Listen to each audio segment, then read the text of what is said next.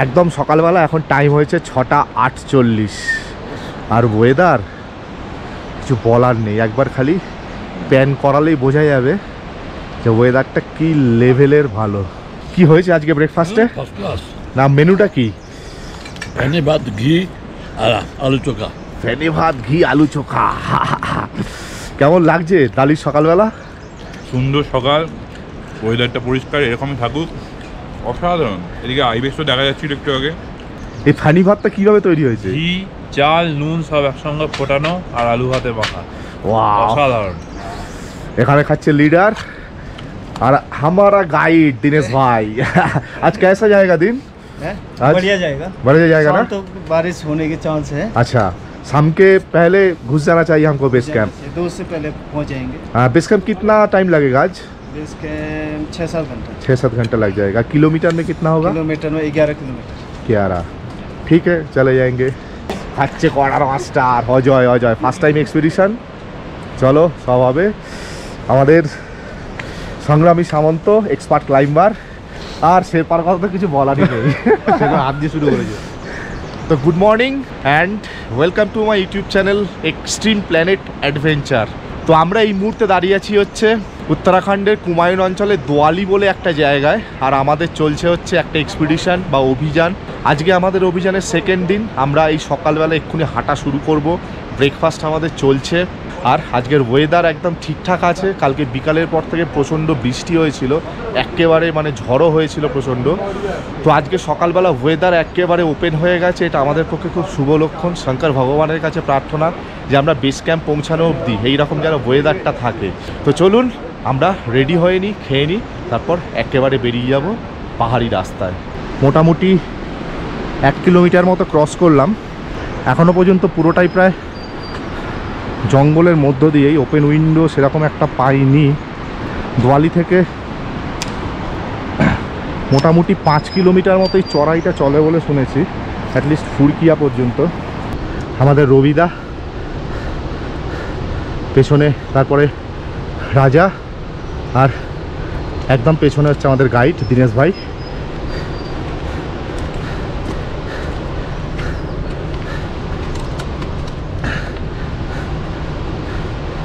আমাদের দিনেশ ভাই, আর ওফ কি ভিউ এখান থেকে।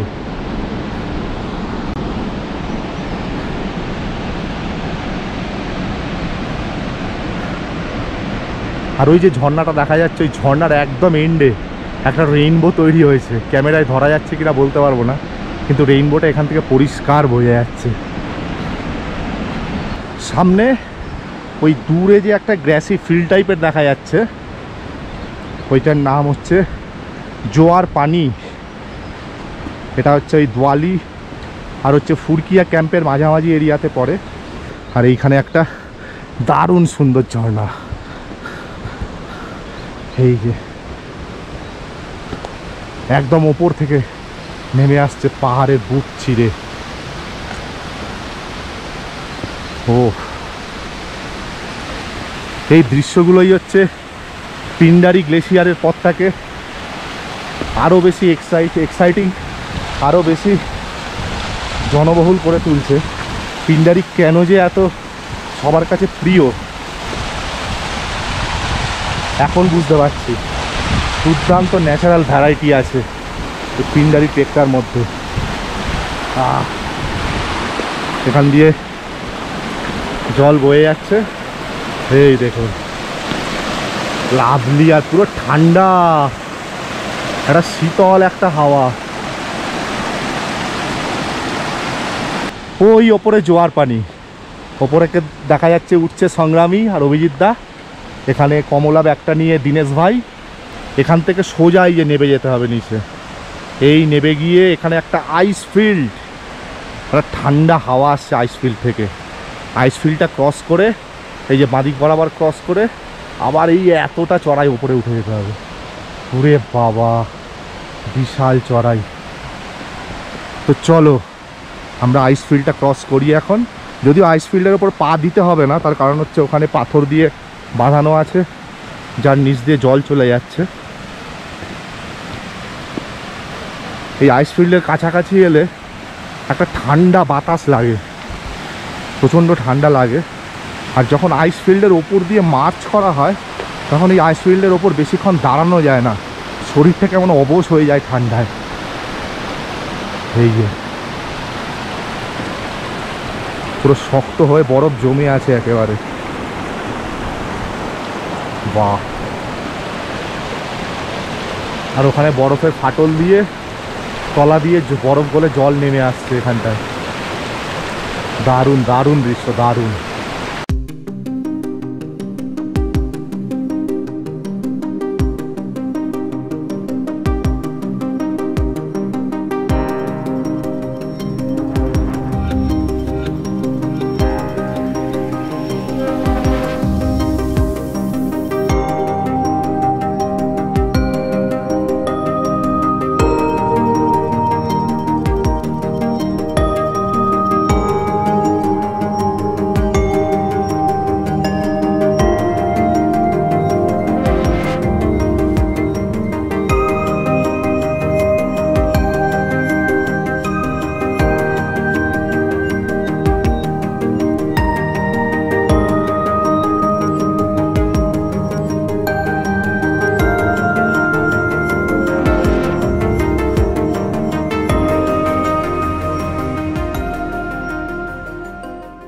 এখন বাজে 10:09 আর সামনে যে ক্যাম্পটা দেখছেন এটা হচ্ছে গিয়ে ফুরকিয়া ক্যাম্প। যারা পিন্ডারি গ্লেশিয়ার ট্রেকে আসে তারা দিওয়ালির পর এই ফুরকিয়াতে এসে একটা ক্যাম্প করে, তারপর ফুরকিয়া থেকে হচ্ছে চলে যায় পিন্ডারি 0 পয়েন্টে, তারপর সেখান থেকে আর ব্যাক করে চলে আসে। কেউ কেউ আবার পিন্ডারি 0 পয়েন্টে গিয়েও হচ্ছে স্টে করে টেন্ট খাটিয়ে। তো আপাতত আমরা চলে এলাম 5.7 কিলোমিটার ক্রস করে ফুরকিয়া ক্যাম্পে। টিম ঢুকছে, ওখানে রবিদা আছে, রাজা আছে পেছনে একদম সংগ্রামী, সামনের টিম চলে এসছে আগে, নেতাই মণ্ডল শেরপা।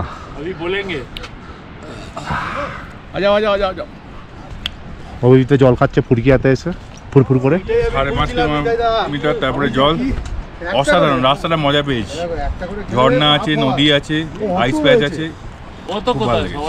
আর সমুদ্র সমুদ্র একটু পরে দেখতে পাবো, সামনে আছে, সামনে আছে। এ কাঁপছে কেন? শীত করছে, হ্যাঁ, মাঝখানে খিদে পেয়ে গেছে।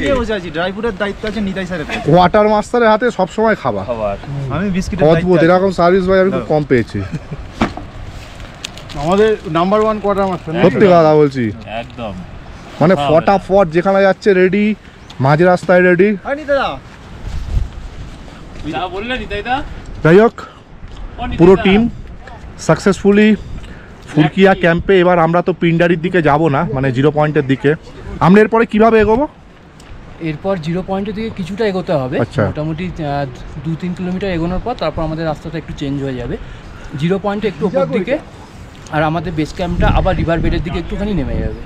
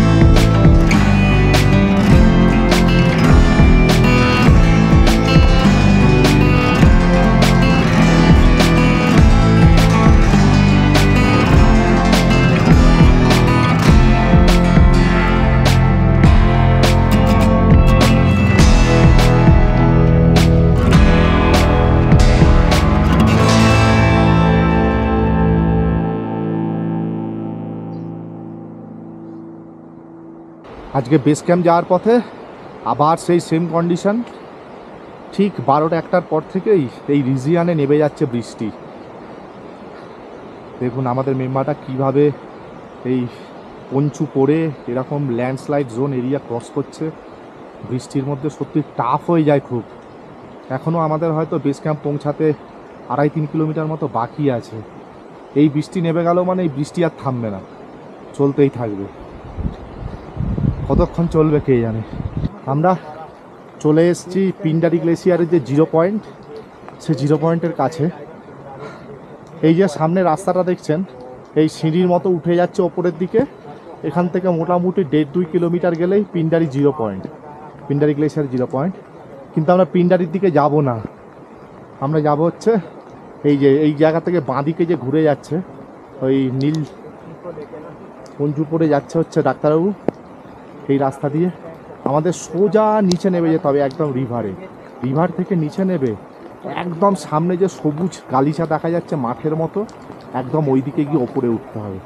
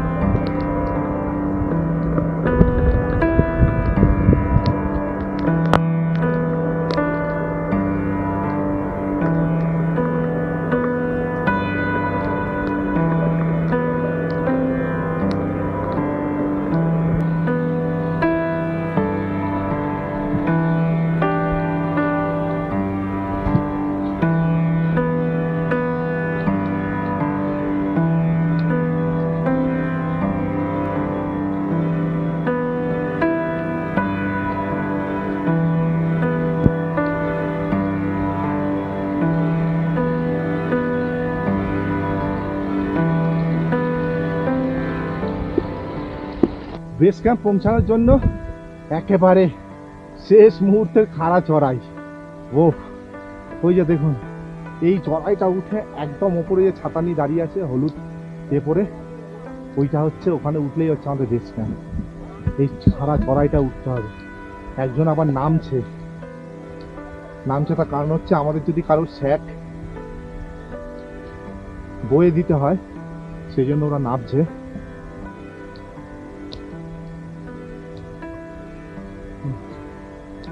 এই চড়াইটা ওঠাই তো প্রচন্ড গন্ডগোল।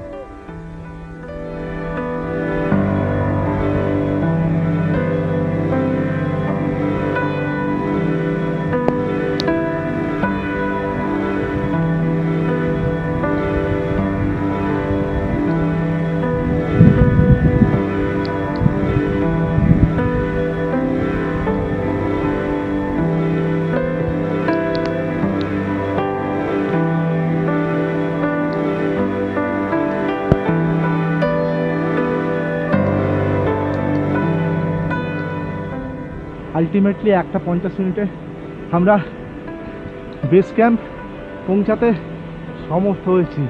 11.5 কিলোমিটার। আর লাস্টের যে চড়াই, ও পারছি না। ওই যে আমাদের ক্যাম্প ওখানে খাটানো হচ্ছে, আমাদের মেম্বাররা এখানে উঠছে। তো আলটিমেট লেভেলের চড়াই। রবিদা উঠে আসছে বেস ক্যাম্পের পথে, আর মাত্র কয়েক স্টেপ। সাবাস। অভিজিৎ দা ওখানে উঠে একটু রেস্ট নিচ্ছে, গিয়ে একেবারে ক্যাম্পে ঢুকবে বলে। ওদিক দিয়ে আসছে যে পার্পেল কালারের পঞ্চু, ওটা আসছে সংগ্রামী। তার নিচে কালো কালারের যে পঞ্চু ওটা সৌম্য। আর একদম পেছনে হলুদ কালারের যে পঞ্চু ওটা হচ্ছে আমাদের লিডার অমিয় মিত্র। আর এখনও বৃষ্টি পড়ে যাচ্ছে, পুরো মেঘে ঢাকা। ওপরের যে পাহাড়গুলো আছে ওখানে স্নো পড়েছে, স্নো পড়ে ঢেকে আছে। বেস ক্যাম্প থেকে যদি এদিকে সোজা তাকাই একদম মেঘে ঢাকা পড়ে আছে। আমি যদি দেখাই এই যে একদম এই বরাবর এখান থেকে যে পিকটা ওখানে দেখা যায়, ওই পিকটা ওখানে একদম মাথা উঁচু করে দাঁড়িয়ে থাকে হচ্ছে ছাঙ্গুচ, কিন্তু এই মুহূর্তে মেঘে ঢাকা পড়ে গেছে বলে এই ছাঙ্গুচ পিকটা আমরা দেখতে পাচ্ছি না। সংগ্রামী এসে গেছে,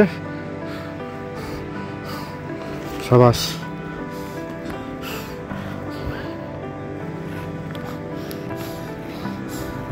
হ্যাঁ,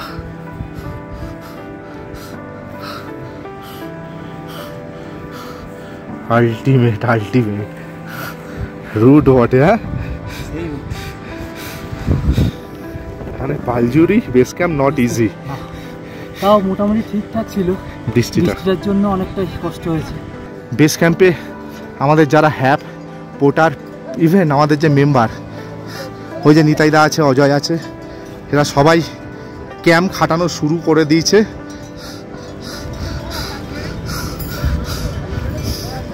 বৃষ্টির জন্য প্রচণ্ড অসুবিধা হচ্ছে, মারাত্মক অসুবিধা হচ্ছে।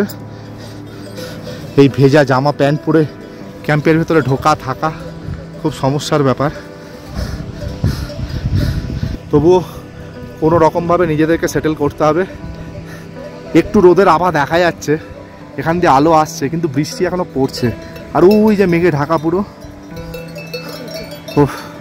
তো এখন হচ্ছে পুরো ক্যাম্প সেট করে ক্যাম্পে সেটেল হওয়া, তারপর চা খাওয়া, তারপরে হচ্ছে রেস্ট।